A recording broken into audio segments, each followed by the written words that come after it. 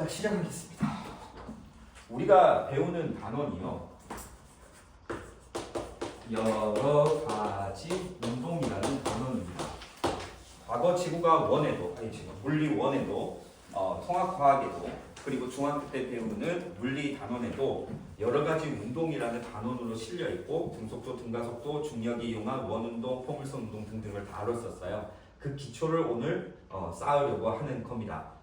그 빈대나 아무데나 그냥 필기를 하세요. 뒤에 보면 메모도 있고, 거기에 요점 정리되어 있는 내용 순서대로 진행하진 않을 거니까, 알겠죠? 이거는 이제 참고 자료로 드린 거고, 뭐 한두 장 넘기고 메모라는欄이 있습니다. 거기다 필기해 가셔도 돼요. 그러면 이제 하나씩 따져볼게요. 운동이라고 부르는 내용이 있어요. 운동. 운동이 뭐예요? 스포츠는 아니죠.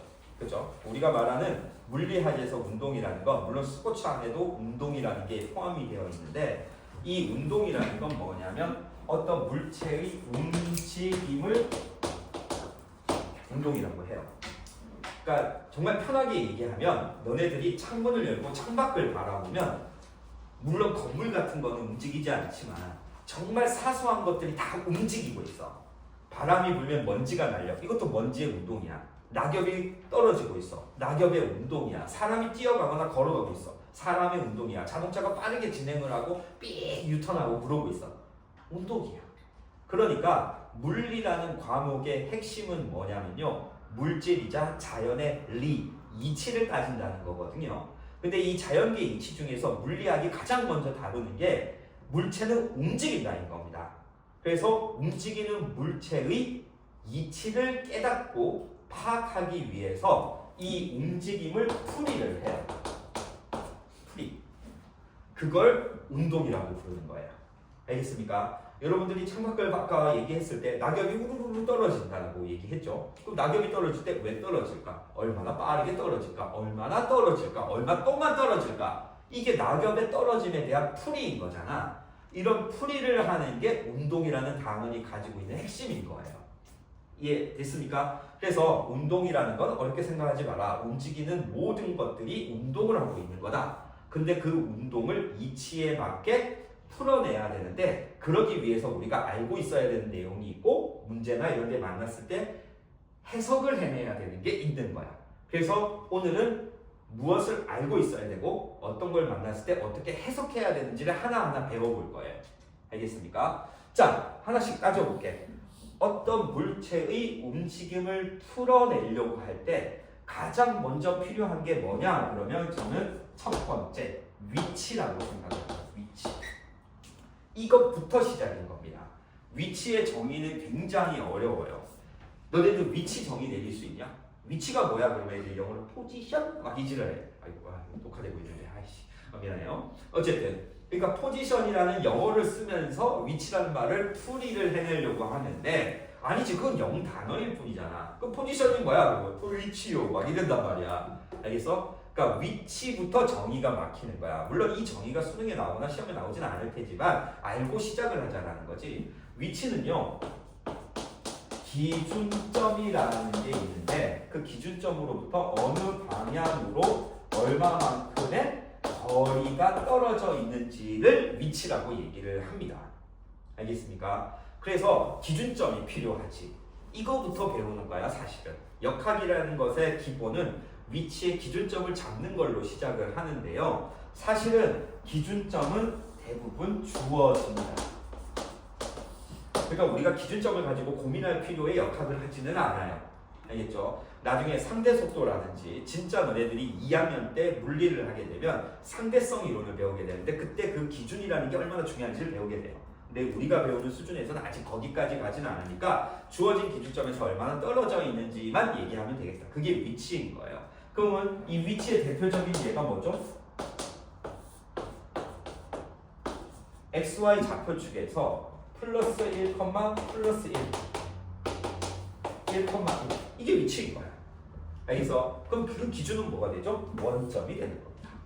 알겠습니까? 이렇게 위치를 표현하는 걸로 운동을 시작해야 되는데, 다시 한번 얘기했지만 우리가 하는 수준에서는 기준이 주어져 있으니까 걱정하지 마라. 그 기준이 달라짐에 따라서 나타나는 변화나 어려움은 어디에서 배운다? 고등학교 2학년 때 배우니까 우리 일단 위치를 넘어갈게. 알겠죠? 그런데 두 번째, 운동이라는 건 뭐라고 그랬죠? 움직인다고 그랬죠? 그 위치가 고정되어 있겠습니까? 아니겠죠. 위치가 어떻게 달라지잖아요. 그치? 그 위치의 달라짐 을 표현해야 되는데 그때 두 가지 개념이 나옵니다. 첫 번째 이동 거리와 두 번째 변위, 두 가지가 나타나는 거죠. 제가 수업을 한다고 들어와서 뭐 교단이라고 할까요? 교단 가운데 섰어요. 저의 위치입니다. 기준을 출입구라고 치면 출입구로부터 뭐 저는 앞이지만 뭐 제 입장에서는 뭐 출입구로부터 몇 미터, 뭐 앞방향, 뒷방향 이렇게 위치를 가졌잖아요, 제가. 그죠? 근데 수업을 하면서 판서를 하기 위해서 이쪽으로 갔다가 그러다가 설명을 하면서 이쪽으로 움직임이 나타났죠. 그러니까 뭐예요? 위치가 계속 변하지 않았습니까? 이렇게 위치가 변하는 것부터가 움직임을 표현하는 첫 번째인 거예요. 알겠죠? 그럼 위치가 얼마나 변하느냐, 위치의 달라짐을 표현하기 위해서 개념을 쓰는데 이동거리와 변이라는 두 가지 개념을 쓴다라는 거예요. 여기서부터가 조금 헷갈릴 수 있는데 편하게 얘기해 보겠습니다. 이동거리는요, 이동이라는 게 위치가 변한다는 걸 얘기하는 거니까 그 이동을 했을 때 이동 시 나타나는 경로의 총합을 이동거리라고 불러요. 이동을 하면 경로가 생겨요. 제가 여러분들 보기에 이게 왼쪽이죠. 왼쪽으로 갔다가 오른쪽으로 갔다가 제자리에 서 있다가 다시 오른쪽으로 왔다가 계속 이동을 했잖아요. 되게 힘드네요. 움직이니까. 어쨌든 계속 움직였잖아요. 그 움직일 때마다 제가 위치의 변화, 양이 계속 생기는 거 아니야? 그걸 계속 누적해서 더하는 거야. 그걸 이동거리라고 해. 그러니까 이동거리는 그냥 너네들이 생각하는 이동거리가 맞는 거야. 편하게 생각하면 돼. 알겠습니까? 자, A라는 위치가 있고요. B라는 위치가 있습니다. A라는 위치에서 B라는 위치까지 가는 데는 굉장히 다양한 방법이 있겠죠. 그죠? 그때 이렇게 돌아가는 방법이 있고 이렇게 가는 방법이 있을 거예요. 그죠? 이걸 다 더하면 그냥 이동거리가 되는 거예요. 그래서 이동거리는 편하게 이동 경로의 총합이다라고 생각을 하면 되는 거예요. 여기까지 됐니? 그런데 갑자기 어려운 한자어가 등장을 해요. 변위라고 얘기를 하죠. 변위는 위치의 변화를 보통 시점에서 종점까지의 직선 거리로 표현하는 개념을 변위라고 한다 이겁니다. 책이나 교과서의 정의와 맞지 않는 정의를 제가 써드릴 수도 있어요. 그런데 그건 여러분들 이해시키고자 하는 정의고 교과서적 정의도 한번 봐줄 필요가 있습니다. 보통 교과서적 정의에서 변위는 위치 변화량이라는 말을 보통 쓰죠. 위치 변화량이라는 말을 쓰고 직선거리로 나타낸다 이런 말을 많이 써요. 그러니까 무슨 말이냐? A에서 B까지 여기가 시점이고 여기가 끝나는 종점이라고 할 때 시점에서 종점까지 직선으로 이으면 이게 변위다라는 얘기가 되는 거예요. 알겠죠? 그래서 변위는 시점에서 종점까지의 방향이 나타나는 값이고 이동거리는 방향이 나타나지 않는다. 왜? 여기서는 이렇게 위로 올라가는 이미지였다가 대각선으로 가는 이미지였다가 이렇게 가는 이미지가 되죠. 방향이 계속 바뀌지 않습니까? 그죠? 이 직선으로 나타내면 더 확실하죠. 오른쪽으로 갔다가 위로 갔대요. 방향이 계속 바뀌었죠. 그러니까 이건 방향을 나타낸다기보다는 누적 데이터를 나타내는 거고 변이라는 건 말 그대로 어느 방향으로 위치의 변화가 일어났냐라는 것만을 보는 거야. 무슨 말인지 알아들어요. 그래서 이동거리와 변이의 가장 대표적인 예로 나타나는 게 여기서 A, B니까 똑같이 그냥 A, B로 갑시다. 이거 가지고 되게 가장 많이 소개를 하죠. A에서 B까지는 100m고 B에서 C까지는 50m다 라고 했을 때 이동거리와 변이를 구하라. 그러면 뭐 애들 대부분 틀리지 않아. 그치? 그러면 방금 얘기했듯이 이동거리는 뭐라고? 이동 경로의 총합이니까 오른쪽으로 100m 간 다음에 다시 50m를 가서 누적을 하면 이동거리는 150m요 라고 얘기를 하게 되는 거죠. 여기까지 됐습니까? 그런데 변이는 아까 직선거리라고 했으니까 애들이 해낸다고. 그러면 시점이 A고 종점이 C잖아요. 그죠? 그럼 시점에서 종점까지 직선거리를 쭉 그으면 100에서 50을 뺀 이게 50m일걸? 그러니까 뭐다? 아, 변이는 50m예요 라고 얘기하는데 이게 틀렸어. 틀렸지? 왜 틀렸지? 변이는 무엇을 함께 나타나야 된다? 방향을 함께 나타나야 되잖아요. A 지점으로부터의 50m 위치는요 겁나 많아요. 여기서부터 원을 그리면 A로부터의 50m 직선거리 지점이 그려지는 거잖아. 얘들아, 운동은 역학은 움직임을 풀이한다라고 그랬지? 잘 들어. 근데 그 풀이를 나만 갖고 있으면 의미가 없는 거야. 상대방에게 그 풀이를 전달했을 때 그게 정확하게 전달이 되어야지 운동에 대해서 제대로 풀이를 해낸 거라고. 전화로 엄마한테 엄마 A에서 C 지점까지 변이가 50m야 라고 네가 전달을 하면 운동을 하는 물체를 보지 못한 엄마의 입장에서는 그 50m가 오른쪽인지 왼쪽인지 위인지 아닌지 동서남북 어딘지 알게 뭐야. 무슨 말인지 알아들어? 그러니까 운동이라는 걸 풀이해낸다는 건 나만 알고 있겠다는 게 아니라 누군가에게 전달을 했을 때 정확한 정보 전달이 되어야 된다는 거거든. 그럴 때 변이는 방향을 넣기로 약속을 했으니까 방향을 빼면 이건 오답이 되는 거야. 이해됐어요? 그러면 어떻게 표현하면 되네요? 첫 번째, 북남 동서가 있다라고 칩시다. 이 산자가 북남 동서인 건 아나? 북남 동서라고 할 때 시점과 중점까지의 방향이 동쪽으로죠. 그죠? 그래서 이거를 뭐야? 동으로 50m라고 써도 상관이 없는 거예요. 방향이 나왔으니까 이건 맞는 말이 되는 겁니다. 여기까지 알아들었어요? 북남동서를 일부러 썼습니다. 북남동서를 쓰는 경우가 많이 볼 테니까요. 아니면 제가 이 북남동서를 안 썼으면 우리가 편하게 오른쪽으로 50m 이렇게 해도 되는 거죠. 이해됐습니까? 원래는 그렇게 하는 건데 일부러 그랬고요. 아니면 기준을 정해주는 거죠. 뭐라고? A를 기준으로 오른쪽은 플러스 왼쪽은 마이너스라고 기준을 주는 거죠. 오케이? 그렇다면 이거는 뭐라고 쓰면 된다? 플러스 50m 이렇게 쓰면 되는 거죠. 알겠습니까? 플러스 마이너스 없으면요 그런 문제는 없어요 여러분. 알겠습니까? 변이라는 걸 물어본다는 전제를 가지면 모든 문제는 동서남북 플러스 마이너스를 넣어서 해주기 때문에 그건 신경 쓰지 않으셔도 돼요. 근데 그 기준이 주어져 있으면 그 기준에 맞게 방향을 넣어줘야지 변이는 제대로 된 대답이 되는 거야. 여기까지 알아들었어요? 이게 이동거리와 변이에 관련된 내용이었습니다. 그런데요,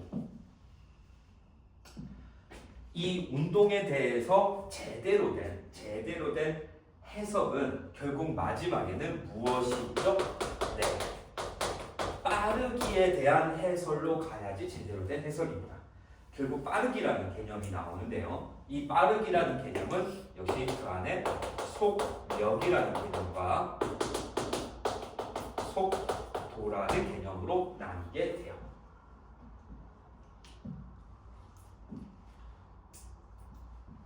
아직 이니셜을 쓰지 않았는데 나중에 이니셜을 써가면서 익숙해지도록 하죠. 이제 공식을 알려줄 때는 이니셜을 써야 되니까. 첫 번째, 속력과 속도, 이동거리와 변이, 이 병렬로 나열해 보니까 느낌이 오시죠? 그죠? 속력은 방향이 없어 보이고 속도는 방향이 있어 보이는 거죠. 그죠? 원래 빠르기는요 왜 존재하냐면 비교를 위해서 존재를 해요. 이를테면 200m의 거리를 40초 동안 이동한 사람이 있고 150m의 거리를 15초 동안 이동한 사람이 있어요. 잘 보세요. 어떤 사람이 200m를 40초 동안 움직였대. 그럼 가봐. 하고 넘어가는 거잖아. 그리고 어떤 사람은 150m를 15초 동안 움직였대. 그럼 가봐. 그런데 갑자기 누가 빨라? 이래버리면 뇌정지가 오는 거지. 뭔 말인지 알아서? 200m를 40초 동안 움직였대. 40초 동안 200m나 갔어? 대단하네. 이러고 넘어갈 거 아니야. 105m를 15초 동안 갔대. 105m 15초 갈 수 있지. 뭐 바쁜 일이 있었나? 많이 갔네. 잘 갔네. 이러고 끝날 거 아니야. 이해돼? 그런데 둘 중에 누가 빨라 해버리면 뭘 비교하지? 거리를 비교해야 되나? 시간을 비교해야 되나? 이렇게 되는 거잖아. 그러니까 빠르기라는 것이 기본적으로 거리와 시간의 관계에서 탄생을 한 거기 때문에 우리는 거리, 시간의 힌트가 없으면 빠르기를 비교할 수가 없고 빠르기를 비교하는 방법은 여러 가지가 있을 수 있다 이겁니다. 자, 어떤 게 있나? 괜히 150m에 계산하기 그지 같은 걸 했네. 어쨌든 미안해요. 자, 어떤 방법이 있냐면 일단은 뭐 엉뚱하지만 이런 방법도 있다는 겁니다. 역학이라는 건요, 공식에 메모리 되면 안 돼요. 그러니까 공식만 몇 개 알고 거기다 숫자만 넣으면 맞출 수 있는 게 역학이라고 하면 진짜 어려운 문제는 공식이 적용 안 되거나 다르게 적용해야 될 때 당황을 해요. 그러니까 생각을 다양하게 해봐야 되는 거예요. 빠르기를 비교하기 위해서 제일 먼저 시도한 방법이 그러면 600m를 가는데 얼마나 걸리는지 비교해보자 이거잖아. 그러면 지금의 3배를 이동하지. 그럼 시간이 3배 들겠네? 그럼 얘는 120초 동안 움직여야 되겠죠. 이해됩니까? 150m를 15초 동안 움직인 놈은 600m를 가려면 역시 몇 배? 여기 3배. 여기 4배를 가야 되겠네. 그러면 여기 4배를 하면 똑같이 60초가 걸리겠죠. 이해됐습니까? 누가 더 시간이 적게 걸렸어요? 얘가 더 시간이 적게 걸렸잖아요. 그럼 얘가 빠르네요 라고 얘기를 하면 되는 거야. 여기까지 알아들었어? 거리를 기준으로 누가 시간이 적게 걸리느냐도 빠르기를 비교한 거야. 시간이 적게 걸리면 빠른 놈이다라는 거 정도는 내가 따로 설명 안 해도 되겠지. 그 정도는. 그죠?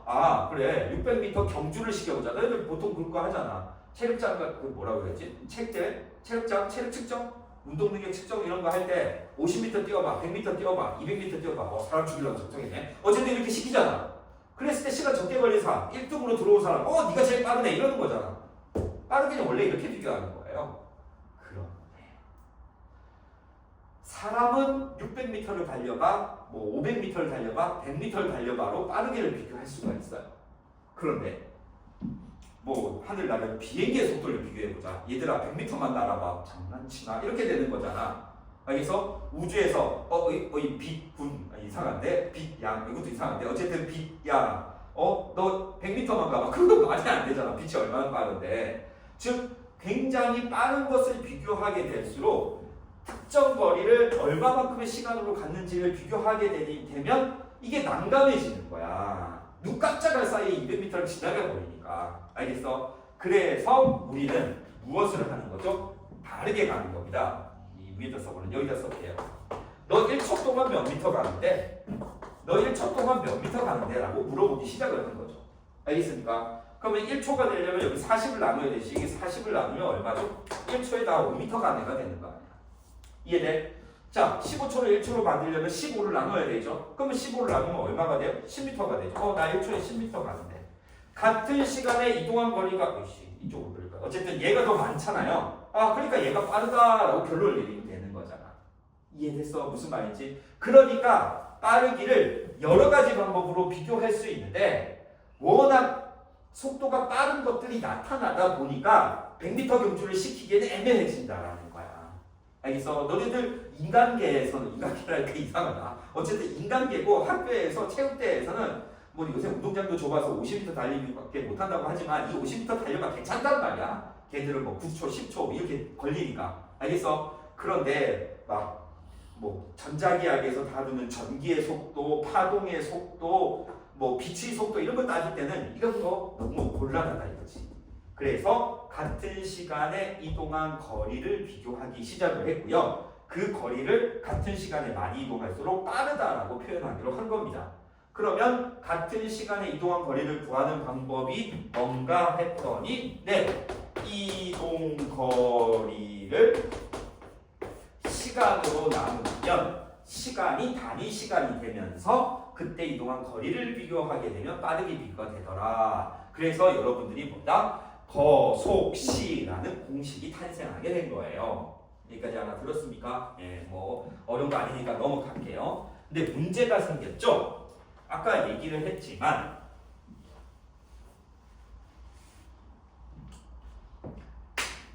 이동의 양, 위치의 변화량, 이동거리는 변이라는 개념이 있잖아요. 그러면 그 변이를 시간으로 나눌 수도 있는 거고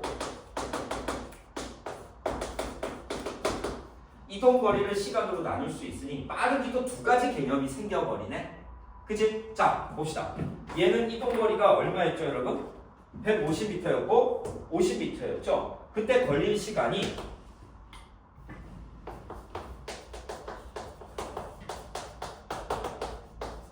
20초라고 가정을 한번 해봅시다.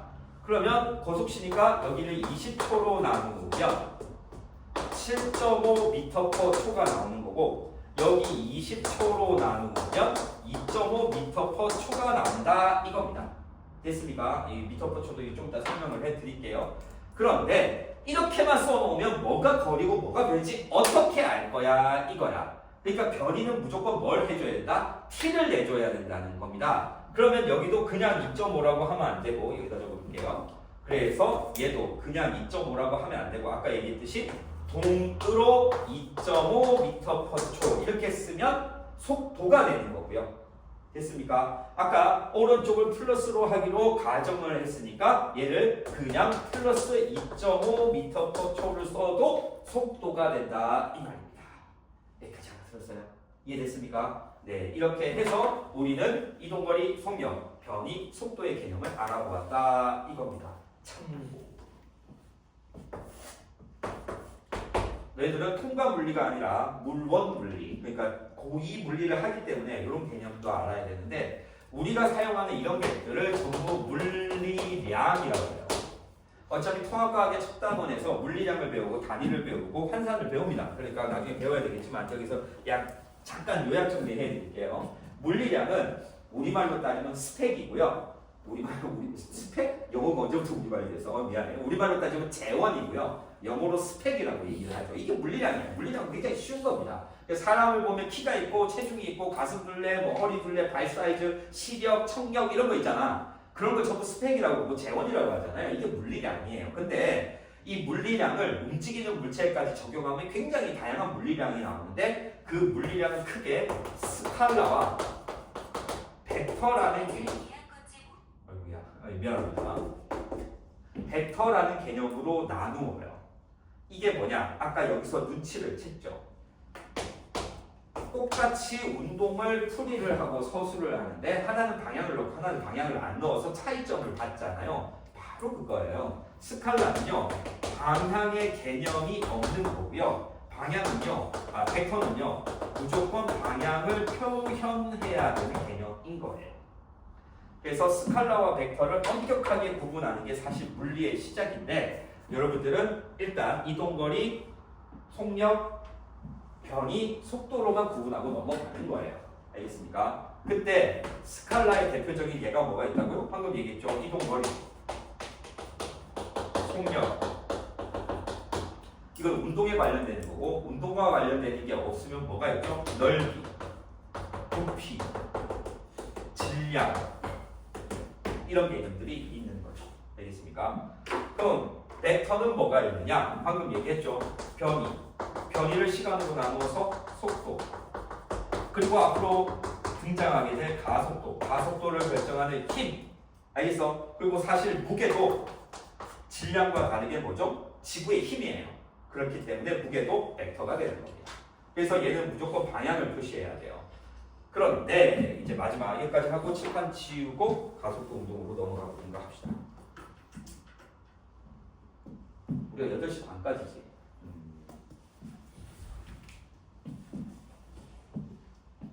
녹화되고 있는데 뭐 다른 사람이 보겠습니까?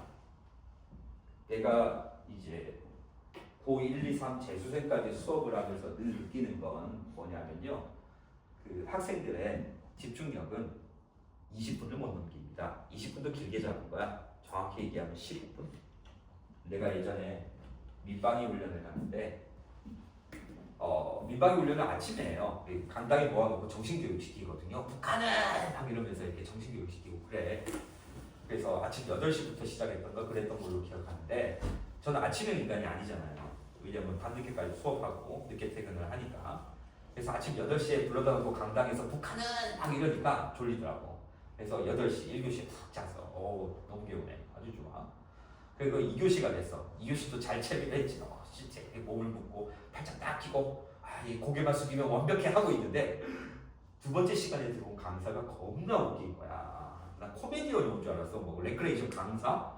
그냥 5분에 한 번씩 빵빵 터트리는데 그 강당에 정말 사람들이 많았거든요. 송파 구민회관에 무선가 했었는데 저기 그 서울 송파에 거기 대강당에서 했는데 정말 청중들이 많았거든요. 아저씨들이 그냥 아저씨들이 정신이 없어. 5분에 한 번씩 웃느라고. 겁나 웃겼어. 나도 오 하면서 난 더욱 자세히 봤거든요. 아니 저렇게 웃기면 이 대치동 1타 되는 거 금방 문제도 없겠는데? 하면서 정말 눈여겨봤거든. 근데 나중에 깨달았어. 뭐냐? 그분이 이렇게 웃기잖아. 그러면 다 우와 하고 막 호응을 하면서 웃어. 근데 그 사람도 강사로 왔으니까 뭘 가르쳐야 될 거 아니야? 그리고 막 웃기다가 사람들이 딱 자기 주목하는 것 같으면 그래서 북한은 한단 말이야. 그러면 아저씨들이 약속한 것처럼 다 잡고 그러다가 한 5분 10분 지나고 아씨 사람들이 너무 잘한다 하고 다시 또 웃겨. 그러면 자다가 호호호 다 웃어. 그러다가 또 사람들이 나를 보내 하고 갑자기 북한은 하면서 하고 자. 그걸 보면서 느꼈어. 그리고 단연간 수업을 하면서 느꼈지. 이거는 그 개개인의 문제가 아니라 이 방식의 문제야. 청중들이 앉아있고 한 사람을 주목하고 그 사람이 하는 말을 귀담아 들으면 무조건 졸려. 안 졸려도 왜냐면 뭐 계속 자다가 왔으면 안 졸릴 수는 있겠죠. 지루해. 딴 생각이 들어. 그러니까 조는 애가 생기고 안 졸더라도 나를 쳐다보다가 눈빛이 희미해져. 그러면 이게 정신이 유체이탈해서 어딘가 날고 있는 거야. 마치고 친구랑 게임방 갈 생각부터 친구들이랑 모여서 수다 떠요. 디저트 카페 갈 생각까지 다양한 생각들이 하고 있다가 그러니까! 하고 내가 큰 소리를 내거나 갑자기 웃기면 그게 슉 들어와. 하고 갑자기 막 주목을 해. 그러다가 한 15분이 지나면 또 유체이탈을 해. 이게 15분에서 20분을 절대 못 넘겨. 이게 사람이야. 다 큰 성인도 그래. 그러니까 제가 여러분들의 집중력이 짧음을 절대 뭐라 하거나 탓하지 않아요. 그건 사람이지. 저도 그래요. 저도 한 번씩 나는 어제냐면 이 병원에 가서 건강검진 끝나서 건강검진 결과를 의사가 불러줬는데 졸렸다니까. 그 항목이 겁나 많아서 올해 제가 나이가 좀 돼서 이번에 항목을 좀 많이 집어넣었거든요. 예전에는 뭐 괜찮으시네요. 좀 술 담배 좀 줄이시고 운동 좀 하시고 이 정도로 끝났거든. 이번에 좀 항목을 넣었더니 원서 수준으로 나온 거야. 이게 전공서 수준으로 이걸 하나하나 다 불러준다고 해서 선생님이 졸부에 예? 그래서 저는 사는 겁니까 죽는 겁니까? 그런 얘기를 하게 되더라고. 본성이야 사람. 그래서 제가 15분에서 20분씩 이렇게 리프레시 시간을 주면서 이게 다시 환기를 시킬 거야. 제가 막 수업하다가 갑자기 농담하면 그렇지 내 눈빛이 흐려졌지 하고 스스로를 반성까지 필요 없고 생각을 하시면 돼요. 무슨 말인지 알겠습니까? 절대 여러분들의 집중력은 그 어떠한 경우에도 20분을 못 이깁니다.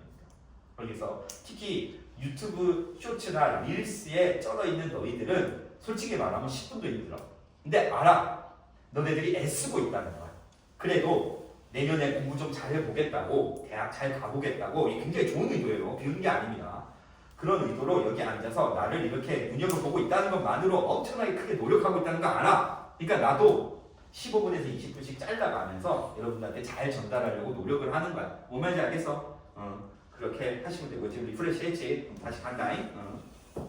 왜냐면 쉬는 시간을 줘야 되는지 좀 고민을 해봤는데 오늘 쉬는 시간 없이 8시 반까지 한번 가봅시다. 8시 20 몇 분에 끝내야 되죠. 8시 반에 화학을 시작해야 되니까 어쨌든 가봅시다. 자, 방금 얘기했죠.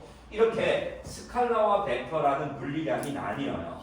이렇게 한글로 써서 각각이 무엇인지 알고 있으면 상관없는데 이걸 이니셜로 쓰면 좀 곤란해진다 이거야. 그래서 약속을 했어. 벡터는 뭐다? 위에다가 화살표를 치겠다. 알겠습니까? 이게 약속이에요. 이동거리의 약자, 이니셜이라고 하면 안 되거든. 이니셜도 마찬가지예요. 그러니까 이니셜은 돼요. 왜냐하면 속력은 여기 있네요. 속력의 이니셜이 V예요. 이것도 마음에 안 드는데 둘 다 V라고 쓰는 게 마음에 안 드는데 원래 속력은 스피드고 속도가 벨로시티예요. 영어 단어가 달라요. 그런데 스피드는 너무 그 일상생활에서 많이 써서 그런지 물리학에서는 속력도 속도도 둘 다 벨로시티 V를 쓰거든요. 그렇지만 속도는 벡터니까 여기다가 화살표를 해주면 돼요. 그러면 여기서 여러분들이 뭐 하나 눈치채야 돼요. 봐봐. 시간은 당연히 스칼라예요. 왜냐하면 시간도 방향이 있는데 시간을 되돌릴 수는 없잖아요. 그럼 시간도 방향이 있는가 마냐? 너무 한 방향으로만 가서 방향이 없나? 와, 오늘 수업 수준 너무 높은데? 얘들아. 어쨌든 시간은 스칼라거든요. 시간이 스칼라인데 스칼라를 나누니까 스칼라가 나오는 거예요. 알겠습니까? 그런데 스칼라로 벡터를 나누면 뭐가 나오죠? 벡터가 나오죠. 벡터가 참 센 거야. 계산식에 벡터 하나 들어가면 무조건 결론은 뭐다? 벡터인 거야. 그러니까 계산을 하거나 운동을 해석을 할 때 벡터가 즉 방향이 있는 값이 끼어 있으면 무조건 결론은 방향을 가지고 대답을 해야 된다는 거야. 이해됐어? 무슨 말인지? 이동거리는 S입니다. 야거로.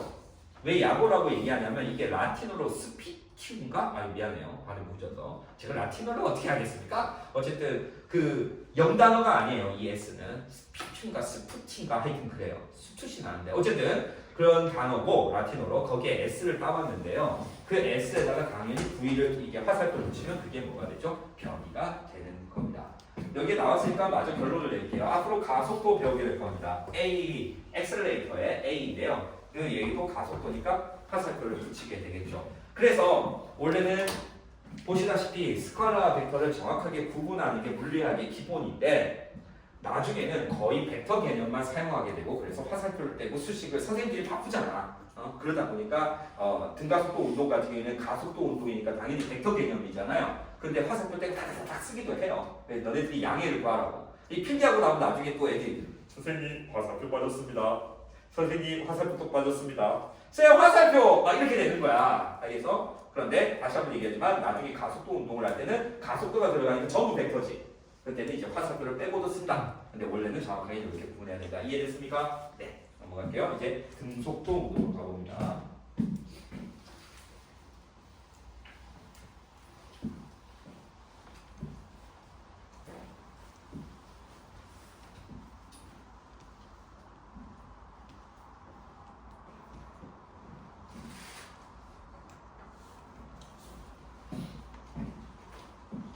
자, 여러 가지 운동에서 필요한 용어들을 했고요. 이제는 운동의 종류? 이 종류라고 표현하기 좀 그런데 우리가 이 물리 교과서 내에서 배울 수 있는 종류라고 생각을 하시면 되고요. 그 운동의 종류에서 첫 번째 등속 직선 운동을 다뤄볼 거예요. 등속 직선 운동. 자, 우리말로 풀이를 해볼까요? 등속이라는 말이 들어갔잖아요. 네, 빠르기가 일정한 운동입니다. 오케이. 자, 두 번째 직선이라는 말이 들어가 있네요. 방향이 일정한 운동이에요. 아하, 등속 직선 운동은 뭐다? 네, 그렇습니다. 빠르기와 방향이 일정한 운동이에요. 등속 직선 운동을 하기 위한 조건은 뭐죠? 네, 알짜 힘이 제로예요. 알짜 힘이 제로. 이거 사실 중학교 때 배우고 오는 건데 역시 믿어 의심하니까 믿어 의심치 않지만 어쨌든 그래도 혹시 모르니까 설명을 할게요. 벡터의 힘이라는 게 있네요. 그죠? 힘의 정의가 뭐예요? 영어에서의 힘은 파워가 아닙니다. 포스예요. 포스. 알겠어? 제다이에도 나오고 에어포스. 어쨌든 포스. 미안해요. 이 포스라는 단어를 쓰기 때문에 이니셜이 F거든요. 이 힘은요. 우리 물리학에서 교과서적 정의가 뭐냐 하면 운동 상태의 변화 요인이에요. 이런 거 알아두면 굉장히 물리학적으로 풍부해져서 좋아요. 그래서 뭐야 F는 NA 그것만 알면 되는 거 아니야 이런 식으로 접근하지 마시고 이해를 해주세요. 힘, 포스, 물리학에서 F의 정의는요. 운동 상태의 변화 요인이에요. 변화 요인인데 그게 없으면 변해요 안 변해요? 안 변해야 되죠. 그래서 등속 직선 운동은 당연히 뭐죠? 네, 힘이 작용하지 않는 운동입니다. 그럼 여기서 여러분들이 뭐 하나 깨달을 수 있어. 우리 자연계에서 등속 직선 운동은 쉬울까 어려울까? 아니, 그 앞선 질문을 해야 되겠지? 이 자연계에는 힘이 없을 수 있을까 없을까? 지구 위에 있으면 우리가 무조건 받는 힘이 있죠. 뭐죠? 그렇죠. 자연계에서 중력은요 무조건 작용을 하잖아요. 그래서 여러분들이 창문을 열고 밖을 내다봤을 때 등속 직선 운동을 하는 물체를 보기가 힘듭니다. 아까 낙엽이 꾹 떨어진다 그랬죠. 중력이 작용하잖아요. 그죠? 그러면 얘는 등속 직선 운동으로 하는 게 아니고 방향이 이렇게 바뀌거나 바다음에 저항력 때문에 내려오면서 속도가 빨라지거나 속도의 크기가 바뀌네. 그치? 그러니까 자연계에서는 기본적으로 일반적으로는 등속 직선 운동을 하지 못해. 그러면 등속 직선 운동을 시키려면 일부러 시켜야 돼. 이를테면 자동차 같은 경우에는 마찰력이나 내리막, 오르막 같은 경우에 중력에 저항하는 엔진의 추진력으로 같은 크기의 속도를 유지할 수 있게 힘을 더하기 빼기 제로로 만들어야 돼. 그래서 알짜 힘이라는 거는 플러스의 힘, 마이너스의 힘의 합을 얘기하는 거고, 이렇게 합이 제로가 되는 운동만 우리 자연계에서는 등속 직선 운동을 할 수 있는 거야. 그래서 등속 직선 운동을 하는 대표적인 예로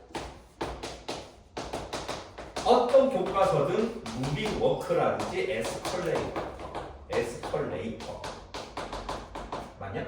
엘리베이터, 에스컬레이터 영어로 쓰면 더 익숙한데 못 알아볼까봐 영어로 쓰지 못하겠고 써달라고 하지만 죽어버릴 거야. 어쨌든 이렇게 에스컬레이터가 있는데, 그러니까 이 기계가 일부러 등속으로 돌리는 거죠. 무빙워크도 등속입니다. 무빙워크 빨라졌다 느려졌다 하면 재밌겠다. 놀이동산 갈 필요가 없겠네요. 어쨌든 그래서 이건 일부러 만드는 거고, 우리 자연계는 일반적으로는 가속이고 등속 직선 운동은 특수한 운동이죠. 그 특수한 등속 직선 운동에서 상대성 이론을 내세운 게 특수 상대성 이론이에요. 알겠습니까? 너희들이 고등학교 2학년 되면 특수 상대성 이론, 일반 상대성 이론을 배울 텐데 미리 찔끔 알려주면 특수 일반? 그러면 일반은 전반 일반적이라서 별거 아니고 특수 상대성 이론이 굉장히 특수한 건 줄 알지? 아니야 얘들아. 특수 상대성 이론이 먼저 나왔던 거는 쉽기 때문이야. 모두 등속도로 움직이면 세상이 굉장히 쉽거든요. 그래서 특수 상대성 이론이 먼저 발표가 됐고, 왜 특수라는 말이 붙였냐면 등속 직선 운동은 너무 특수해. 특수해서 있을 수가 없어. 알겠어? 그게 특수 상대성 이론이야. 그런데 일반적으로는 가속도가 작용하고 중력이 작용하지. 그래서 가속도, 중력이 작용하는 일반계의 상대성 이론이 일반 상대성 이론이고, 이게 나중에 발표가 된 거야. 얘네 고2 때 배웁니다. 이건 지금 미리 들어놓는 거예요. 우리 상대성 이론까지 이번 겨울에 진도 안 나가요, 여러분. 네, 들어만 주세요. 자, 그래서 등속 직선 운동에 대한 얘기를 해볼까 합니다. 알겠습니까? 자, 등속 직선 운동이라는 건 뭐냐면 이거죠. 여기가 우리가 어떤 물체의 운동을 관측하기 시작한 시점 T1이고요. 두 번째 관측한 시점 T2예요. 알겠습니까? 뭐 여기 T2도 넣고 T3도 넣고 해봅시다. 이때 어떤 물체가 여기를 달리고 여기를 달리고 여기를 달리는 걸 목격을 했는데, 이때도 속도가 10m/초, 이때도 속도가 10m/초, 이때도 속도가 10m/초더라. 이게 등속이야. 그리고 방향이 어때? 카메라 괜찮니? 예. 방향도 안 바뀌었지. 그치? 등속 직선 운동이라는 건 이런 겁니다. 물론 등속 직선 운동이라는 게 굉장히 애매한 게, 그러면 T1과 T2 사이에 시간 간격이 얼마인지 모르는데 이때 딴짓을 했을 수도 있지 얘가. 여기서 본다 하고 10m/초 안 본다 했다 또 본다 이랬을 수도 있는 거잖아. 그치? 그런데 그렇게까지 정밀하게 따지고 들어가면 너무 어려우니까 그렇게까지는 나오지 않고요. 이렇게 관찰한 시간에서 속도 크기가 변화가 없고 그냥 보통 등속 직선 운동을 하는 물체라고 할 때 이렇게 주어져서 문제를 풀게 해주는 거예요. 알겠습니까? 등속 직선 운동은요, 공식이랄 것도 없으니까 너무 그렇게 생각하지 마시고요. 이렇게 써야겠다. 자, 그러면 이거를 그래프로 나타내 봅시다. 자, 물리학에서 이 운동을 해석하는 방법은 세 가지가 있는데요. 첫 번째가 수학적 계산이고, 두 번째가 당연히 그래프고요. 세 번째는 미적분입니다. 이것도 수학 계산이지만 공식이냐 아니냐를 얘기하는 거거든요. 그런데 공식이 편하고 공식으로 무조건 해야 한다고 주장하는 물리 선생님들도 계세요. 김모 선생님이 유명합니다. 인간계에. 알겠습니까? 그런데 수식은 필요 없다. 김모가 아니고 대모다. 어쨌든 하여튼 A씨라고 할게요. 그 다음에 무조건 그래프만 그려라. 그래프가 장땡이다라고 하시는 B 선생님도 계세요. 알겠어? 그 선생님은 A예요, B예요? 난 세상을 이렇게 이분법적으로 나누는 걸 싫어해. 그게 아니라요. 자기에게 편한 방법을 찾으세요. 어떤 사람은 수리 능력이 뛰어나서 대수 부분이라고 얘기하죠, 수학에. 그래서 공식 적고 팍팍 빨리 계산해내는 애들이 있어요. 내가 봐도 되게 신기해. 알겠어? 그러는데 그런 애가 갑자기 그래프를 그려놓으면 멍충이가 돼. 이런단 말이야. 그래프를 넣고 막 이런단 말이야. 근데 반대로 대수로 접근을 했을 때 조금 어려워하는 애들이 있어. 그런데 그래프를 그려놓으면 희한하게 얘는 이동거리가 얼마네요. 금방 눈치를, 계산도 아니야, 눈치를 채버리는 애가 있거든. 그래서 그거는 개개인의 경향 차이라고 생각해요. A 선생님과 B 선생님이 주장하는 건 둘 다 위험합니다. 무조건 수식으로 해라. 그럼 어떤 문제를 보면요, 그래프에서 간단한 걸 찾아낸 다음에 다시 수식에 대입하지 않으면 힘든 문제가 있거든요. 그러면 대수만 연습했던 애들은 그래프에서 그 힌트를 못 찾아내면 문제를 못 풀겠죠. 실제로 그런 일이 있고. 그래서 반대로 그래프만 그려라 라고 되어 있는데, 너도 나중에 수능 문제를 보겠지만 그래프를 주지 않고 서술로 되어 있는 문제가 있어요. 그럼 그 서술 되어 있는데 운동 상태가 3번 변하면 그래프를 3번 그려야 돼. 얼마나 귀찮아. 안 그래? 그래서 공식이 무조건 낫다, 그래프가 낫다, 이거를 비교하거나 어떻게 더 낫다 그러다라고 얘기를 하려고 한다는 것 자체가 어불성설이고요. 둘 다 아셔야 되지만 본인에게 편한 방법으로 가세요. 제가 풀이를 해드릴 때는 웬만하면 2가지 다 풀이를 해드리려고 노력을 할게요. 알겠습니까? 무슨 말인지. 자, 이런 경우죠.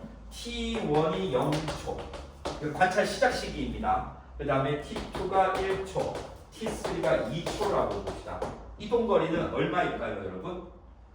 10m/초의 뜻이 뭐야? 이것도 살짝 얘기하자. 잘하면 가속도를 못하겠는데. 두 번째 참고. 우리가 참고가 되게 많은데요. 참고가 되게 많은데 이해해 주세요.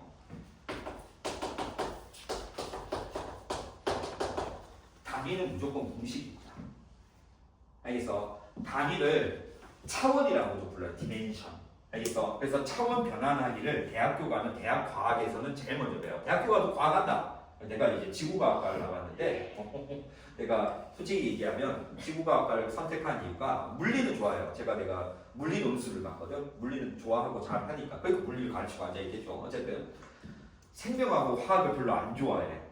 그래서 지구과학과를 갔더니 대학교 과탐은 이걸 다 하더라고. 진짜 난 지구학과 가면 지구학만 다 할 줄 알았는데 다 해요.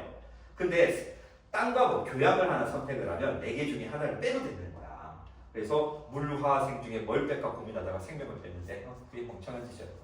생명과학 쪽이 여학생이 제일 많았는데 가봤자 안 생겼겠지만 어쨌든 멍청한 짓을 했어요. 어쨌든 그게 대학교 가면 대학 교양 과학을 배웠는데 그 첫 단원이 전부 단위 환산과 차원이야. 그래서 우리가 개정된 통합과학의 1단원도 단위 환산이 나오거든요. 근데 단위에 대해서 여러분들이 가져야 되는 아이디어가 뭐냐면 단위는 곧 공식이다라는 거예요. 알겠죠? 빠르기, 편의상 속도라고 하는데 속력이라고 해주셨어요. 속도의 단위가 뭐죠? 미터 퍼 초죠. 그죠? 그건 뭐예요? 미터라는 거리 개념을 초라는 시간으로 나누면 속도를 나타낸다 아니에요. 속도는 뭐예요? 거리를 시간으로 나누는 거라고 아까 했잖아. 그러니까 단위가 곧 공식이야. 그러니까 단위를 너네들이 공식을 외우려고 한다는 것 자체가 이런 조합 관계를 이해하기보다는 외워서 공식의 숫자를 대충 넣어서 풀어내겠다는 의지로 보이는 거라. 그래서 이해를 해줘야 된다는 거죠. 알겠습니까? 아하, 속도는 거리를 시간으로 나누는 개념이네. 그치? 그러면 자 보세요. 1m/초에 저희가 10이니까 10m/초라고 합시다. 10m/초의 의미가 너희들 머릿속에 이제 들어오는 거야.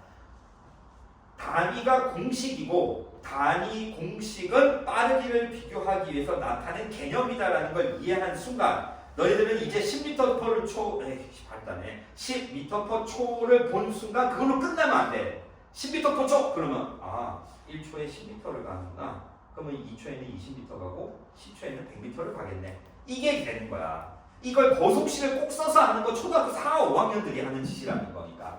이해돼? 거속시라고 적어놓고 속도가 10이고 2초니까 20m네요. 설마 이런 풀이를 아직까지 하고 있으면 안 된다는 거야. 그냥 하지 말라는 건 아니야 얘들아. 그렇게 해서 풀 거면 풀어. 알겠어? 그런데 이제 개념을 잡아야 된다고. 그러면 10m/초의 의미가 뭐라고요? 10m를 1초에 움직인다는 뜻이구나. 1초 동안 10m를 가는 빠르기라는 뜻이구나. 근데 여기 몇 초 동안 움직였다고? 2초. 그럼 몇 미터 갔다고? 20m. 이게 공식이 필요해. 아까 네가 공식으로 해도 된다며. 공식으로 하셔도 되죠. 거속시를 쓰셔도 되죠. 잘 안 되시면.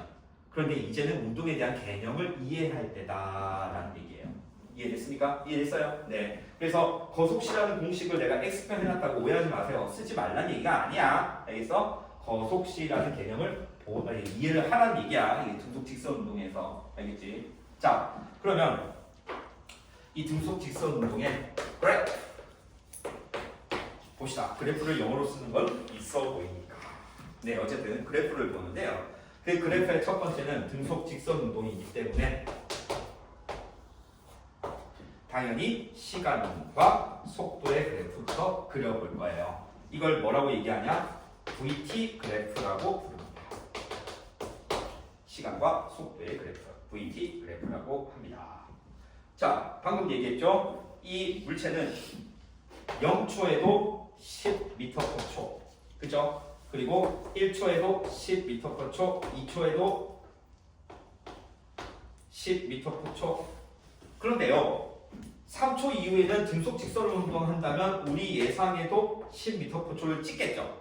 다시 한번 얘기하지만 등속 직선 운동이라고 되어 있으면 이 중간중간에 데이터 없는 걸 오해하시면 안 돼요. 알겠습니까? 중간에 10m/초 가다가 따지다가 또 10m/초 그러면 어떻게 해요? 이런 식으로 접근하면 안 돼요. 알겠습니까? 그런 거는 이제 대학 물리에서 하는 거예요. 우리는 등속 직선 운동이라는 전제가 있었기 때문에 그냥 10m/초로 쭉 진행을 했구나 이거야. 나중에 함수에서 배우겠지만 이걸 항등 함수라고 얘기를 하지. 같은 값이 이어지는 함수. 그래서 이게 등속 직선 운동의 VT 그래프의 모습입니다.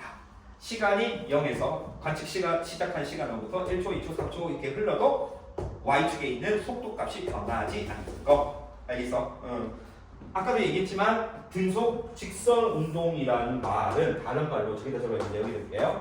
등속도 운동이라고도 부르거든요. 왜냐하면 속도라는 개념을 써도 무방한 게 방향이 안 바뀌니까 속력과 속도가 바뀔 리가 없잖아요. 그래서 등속도 운동이라고 부르기도 하고, 그렇다면 이게 V가 아니고 화살표 V를 해야죠 선생님 하고 따질 수 있으나, 이제는 벡터를 다루는 운동만 하면 이제 전부 다 벡터니까 제가 화살표를 생략하고 쓰겠다라고 얘기를 했죠. 근데 문제를 보면 이렇게 화살표나 아니면 방향, 여기서 뭐가 되겠죠? 플러스 10 이래야 되겠죠. 그지? 이런 걸로 표시해 주기도 합니다. 여기까지 됐습니까? 네. 그 다음 이제 뭘 해야 되느냐? ST 그래프를 해야 되는데 이건 지워도 되죠. 이건 지워도 되죠. ST 그래프를 해야 돼요.